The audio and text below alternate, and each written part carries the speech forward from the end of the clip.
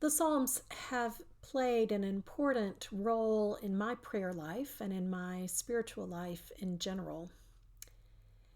The Psalms are the prayer book of the church, or sometimes called the song book of the church, because the early church used to sing the Psalms. But they are prayers that express a huge range of human emotion. And so I thought that they may be helpful to you in this time as we're still living through this pandemic and all of the various emotions and feelings that we are going through during this time. So each week I want to just highlight one that may be helpful to you. This suggestion of doing this came from my colleague Robert Austell, and so I am grateful to him for this suggestion as well as for the suggestion of the psalm that we will use today and the topic. And it is Psalm 13. We'll talk about patience or impatience. So, how are you doing? Are you tired of waiting to just get out and get on with your life?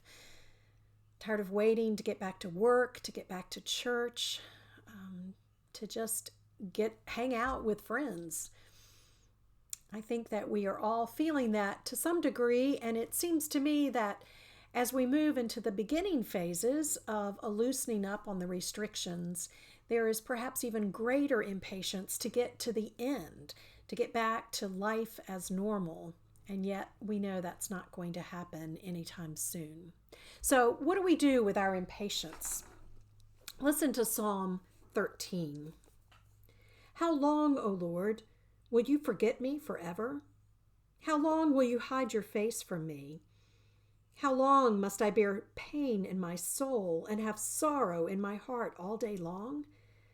How long shall my enemy be exalted over me? The psalmist here just pours out all of his frustration and impatience to God. And then she demands that God answer her. Consider and answer me, O Lord my God. Give light to my eyes, or I will sleep the sleep of death. And my enemy will say, I have prevailed.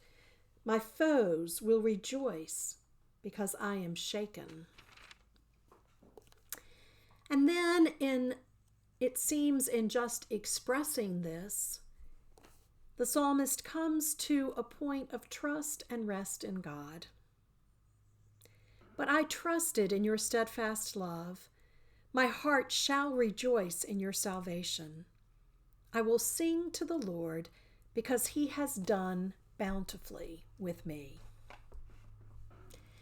Now, I don't know if the psalmist wrote all of this in one setting or if it took her many days or even weeks to reach this point of remembering God and being able to trust in the goodness and steadfastness of God, but it happens.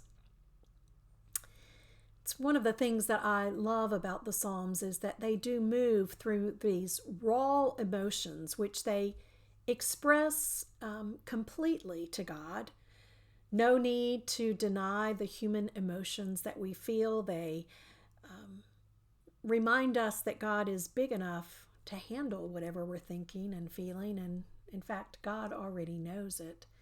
And yet, in the pouring out of the psalmist's heart, the psalmist always resolves, or almost always resolves, into a state of rest and assurance and trust in God.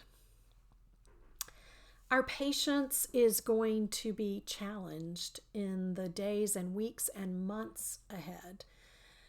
It is hard to wait, and it's always been hard to wait. Think about it.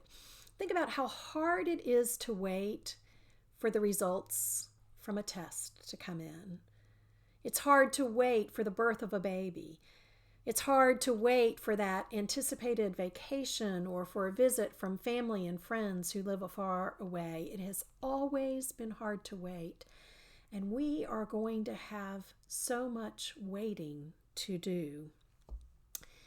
It is true that things will probably loosen up for us some in terms of social distancing over the next weeks, or days even. And yet we will still have to wait to see that loved one who is in a nursing home, or that loved one who has a compromised health situation. We'll still have to wait to go to concerts or ball games. There will still be a lot of waiting, and our patience will be tried. But patience is indeed what we need at this time if we are going to show love of neighbor. We will still have to be socially distant. We will still have to wash our hands. We will still have to wear a mask. And so while we are waiting, perhaps Psalm 13 can be of help to you when you are feeling particularly impatient. For a prayer that says, "How long, O God, will you forget me forever? And I trust in your steadfast love, and I will rejoice in your salvation." That in itself is a worthy prayer in this time. And so I have my mask. And when it is appropriate and when I can go out, I will wear my mask in love of neighbor. And when I feel really impatient, I think Psalm 13 will be a psalm that I will return to. And I hope maybe it will be helpful for you. See you next week.